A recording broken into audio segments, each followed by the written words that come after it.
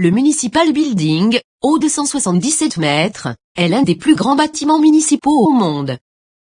Il abrite 13 organismes de la ville de New York, et jusqu'en 2009, année du déménagement du Manhattan Marriage Bureau au 87 Street, 18 000 personnes se mariaient chaque année dans sa chapelle du 2e étage. Il dispose de 40 étages, dont 25 de bureaux, desservis par 33 ascenseurs. Au rez-de-chaussée se trouve City Store, la boutique officielle de la ville, qui vend des livres, cadeaux, souvenirs et articles de collection. En 1884, dans le rapport annuel de la ville, le maire Franklin Eson déclara que la mairie avait besoin de plus de locaux. Mais il nota également que le bâtiment historique ne pouvait pas être agrandi sans que son style architectural et sa symétrie soient gâchés. Les différents départements louaient de plus en plus de bâtiments dans tout Manhattan. La mairie, désireuse de diminuer le montant des loyers payés à des propriétaires privés, organisa plusieurs concours d'architecture pour la création d'un nouveau bâtiment, suffisamment grand pour regrouper tous les organismes et départements sous un même toit. Le maire Abraham Hewitt créa une commission pour étudier les plans et terrains de construction en 1888, et 4 concours eurent lieu entre cette même année et 1907. Le concours final fut organisé par la commission des ponts et chaussées, qui avait déjà acquis un nouveau terrain pour l'utiliser comme centre de tramway à la base du pont de Brooklyn, côté Manhattan. 12 cabinets d'architectes participèrent au dernier concours, et le lauréat fut William Mitchell Kendall, un jeune partenaire que le maire George B. McClellan avait poussé à se présenter. Était à cette époque le plus grand cabinet d'architectes au monde, avec plus de 100 employés. Malgré leur place de choix dans la communauté architecturale, ce fut leur premier gratte-ciel. Le Manhattan Municipal Building fut le premier à inclure une station de métro à sa base.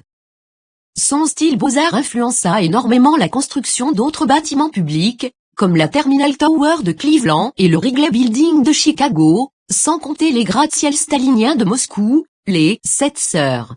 La construction débuta en 1907, pour se finir en 1914, marquant la fin du mouvement City Beautiful.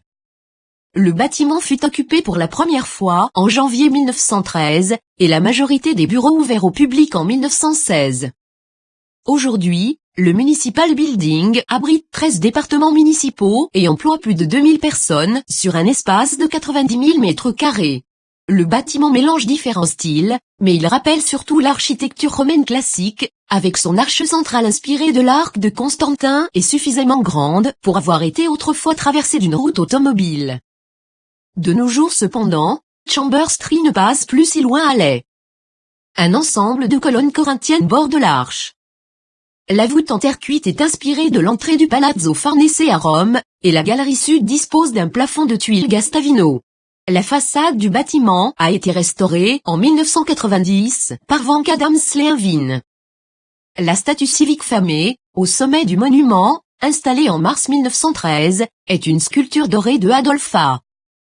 Ses 8 mètres de hauteur en font la deuxième plus grande statue construite d'après les modèles de plâtre de Wyman, composée de feuilles de cuivre et creuse en son centre, elle est à cet égard similaire à la statue de la Liberté toute proche. Debout pieds nus sur une sphère, il s'agit d'une femme portant une robe flottante et une couronne de laurier, symbole de gloire. Dans sa main droite elle porte une couronne murale à 5 pointes, qui représente les 5 quartiers de New York, Manhattan, Brooklyn, The Bronx, le Queens et Staten Island, symbole qu'on retrouve dans les 5 coupoles du bâtiment. Dans sa main droite se trouve un bouclier et une branche de laurier qui évoquent la victoire et le triomphe. Wyman a également sculpté les bas-reliefs allégoriques à la base du bâtiment. Le Municipal Building est inscrit au patrimoine officiel de la ville de New York.